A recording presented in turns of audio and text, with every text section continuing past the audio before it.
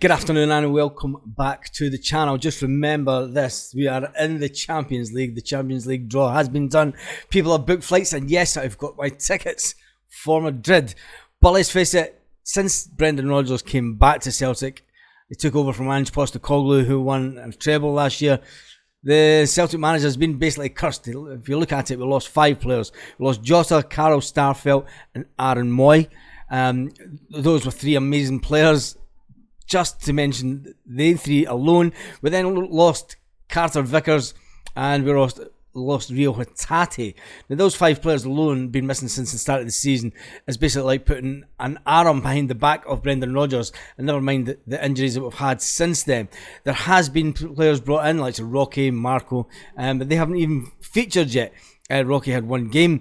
Marco Tillo, he has not even had a game, but we're going to talk about a lot of things in this video. So we're going to talk about the 11 players that didn't feature last 2 weeks ago now.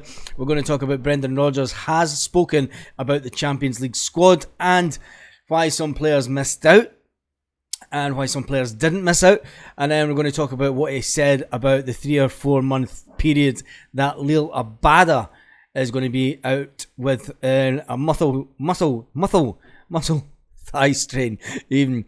And then we're going to look at the training pictures from this afternoon and see what we think about them. So let's get back to, first of all, the 11. Because obviously Benji Siegrist is one player that is unbelievable how Celtic have now made him third choice keeper. I think he really needs, for his own sanity, I think he needs to get out of the club as quick as he can at the next window. You know, now third choice keeper, he was a good keeper at Dundee United, although he was the keeper when Dundee United went down. But the season before we bought him, he was a good keeper. He's behind Scott Bain. And Scott Bain's only in the team because he is Scottish. And let's face it, it's only the reason that he's in the Champions League. Another one that was missing from Ibrox was Nat Phillips. Nat Phillips is in the squad for this weekend. I expect him to start. So you can just take who you think is going to come out in the comments section. Rocky is devastating. I mean, we spent good money for Rocky. We spent 4.3 million. He wasn't included in the Champions League squad due to his injury, and he faces a few more months on the sideline. Cameron Carter-Vickers didn't play at Ibrox either, but he is back on the pitch, and it looks like he's only going to be weeks away after his hamstring, after getting his little injury sorted out on his knee. And you've got to remember he finished the season early. He's been absolutely fantastic since he joined from Spurs. Another one that didn't make last week was How's your luck, Welsh? Stephen Welsh. You know, his first appearance in 10 months, and then he puts pen to paper on a new long-term deal. And then he's been ruled out for up to 2 months. But it gets even... Tomoki Iwata is another one. Thank you, Mr. Postecoglou, who made sure that we took on Iwata permanent, and he's yet to feature. He's yet to feature in a competitive game under Rodgers. I mean, he is versatile in midfield and defence, but it remains to be seen where will he play. Big one this weekend for me is Paulo Bernardo. I think he will get some game time this weekend. He's a fantastic looking player. You know, Benfica fans were unimpressed the fact that he was allowed to leave them with an option to buy. The fact that Celtic can now buy this player, and you know, their fans were up in arms at the fact that they lost Jota to us, and now this is another one, Paulo. So it looks like Celtic could be onto a good player with this, but I fully expect him to get some game time this weekend. Rio Hatate, another one that didn't make the game last week. This could be your first team any day of the week. These players are all first team players. These are the first up every week. Back to Rio Hatate. Was one of the top players in the country. He was one of the best players in the country. It was obviously open because Turnbull was better than him at the beginning of the season, and his mindset wasn't there. I'm thinking he might have thought he was in with a transfer, but Rodgers says he's back up and running within the team. Another player is Kwon, another Japanese player, South Korean player.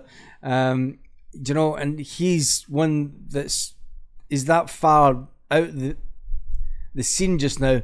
He's yet to make a debut, and it's going to be hard to see where he's going to make his debut even. Marco Tillo, he is back on the grass running. He's not had a single game for Celtic as yet. He arrived in Glasgow with an injury. and Rodgers won't push him through so quick. And I think the way that they're looking at now, they don't want to rush players back into game time, because we've got a decent sized squad now. We don't need to rush players back, and just look what happened with Cameron Carter-Vickers. Another one this weekend who missed out, and with Abada's long-term injury, could be that either Lewis Palma or Yang are going to have big boots to fill, and I think Palma just might be the one. I think he played for Honduras. He will definitely be in the squad.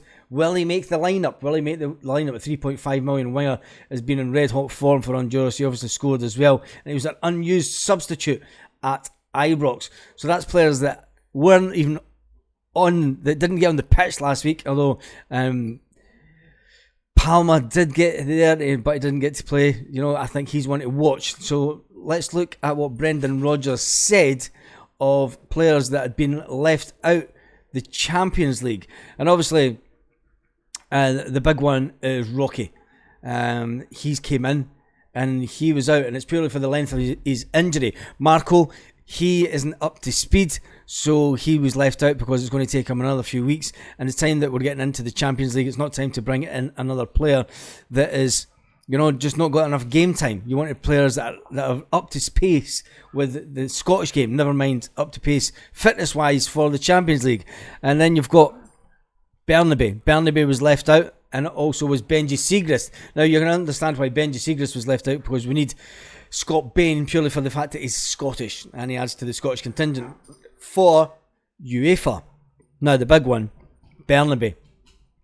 Bernabei was left out of the squad, and he was asked about that, Rodgers, and Rodgers basically said, look, Bernabei's left out purely for the fact that Liam Scales can cover a couple of positions. And he said, obviously, when I'm looking at the squad, it says, you've got 8 players that have to be home-trained players. That leaves you with 17 players that you have to pick from. So you have to think strategically, and you have to look at the players that are going to come in when you need cover. Liam Scales gives us that option. Liam Scales can play in that position, and he can also play in the centre of defence. So that he provided us with more options than obviously what Bernabei can. And he's obviously up against it with Greg Taylor anyway. In fact, the Greg Taylor is Scottish, and he's straight in there. Is probably leaving Greg smiling this afternoon. Obviously, when you weigh up injuries and how far they're going to be in and out, Rocky, when you're picking the squad, he's not going to be fit enough, so he had to be left out, said Brendan Rodgers this afternoon. Now let's get back to the Abada news from this morning, because we really need to speak about that. I mean, he was put in the squad and he was placed up as a forward, and you've got to admit, he's been a player that when he's came in, he's done fantastically well. The goals that he has scored over the last couple of seasons have been absolutely fantastic, and the assists also has been absolutely brilliant. So you've got to admit it's a big blow for Celtic, and a big blow, hard pull for Abada, especially when he thought he was going to do something in the Champions League. His absence will leave a void in that front area of the pitch that's going to be hard for someone to fill, especially when it comes to the Champions League. And I'm just wondering if Celtic can then bring a player in due to the fact that he's now out with a long-term injury, if they can bring someone else in from the squad. But the one good thing about Brendan Rodgers is he is a bit more tactical awareness than some managers, and he will be making sure that we make slight changes to the fact that we don't have Abada in there for the Champions League for his pace, so that will give other players that chance. He's tactically, he done it absolutely fantastic at Ibrox 2 weeks ago, and I'm sure he'll be able to pull a rabbit out of the hat as far as the Champions League. And you look, it's only just over a week away for the Champions League, so tell me what I think about that. Feyenoord are having a little bit of a crisis in the strikers department, but could just be media. It could just be the media, and it could be the fact that they're just playing up, and we'll wait and see once the teams are announced in Feyenoord. But before then we have a game this weekend, and it's back to basics. Yes, it's back to basics, and we do play Dundee, and it is a 3 o'clock Saturday kickoff at Celtic Park. And the great news is we've got 3 o'clock kickoffs quite a lot between now and Christmas, due to the fact that we are in the Champions League. I just thought I'd remind you again that we are in the Champions League, just in case you may have forgotten over the last couple of weeks, and just to keep rubbing it into the Safeconians that they're not in the Champions League and we are. Could this be one of those high-scoring games? You've got to remember the 8th of August 21, Celtic did put 6 past Dundee. And then when you look at the 20th of February 22, just last year, it was a close game where it was 3-2 to Celtic. And then when you look at the 7th of November 2021, it was 4-2 away to Dundee. So they're always good games. The best one for me was the game up at Dundee on Boxing Day a good few years ago, and they called it the Dundee Riot. The Dundee Riot, and there was never a riot. It was just pure media frenzy.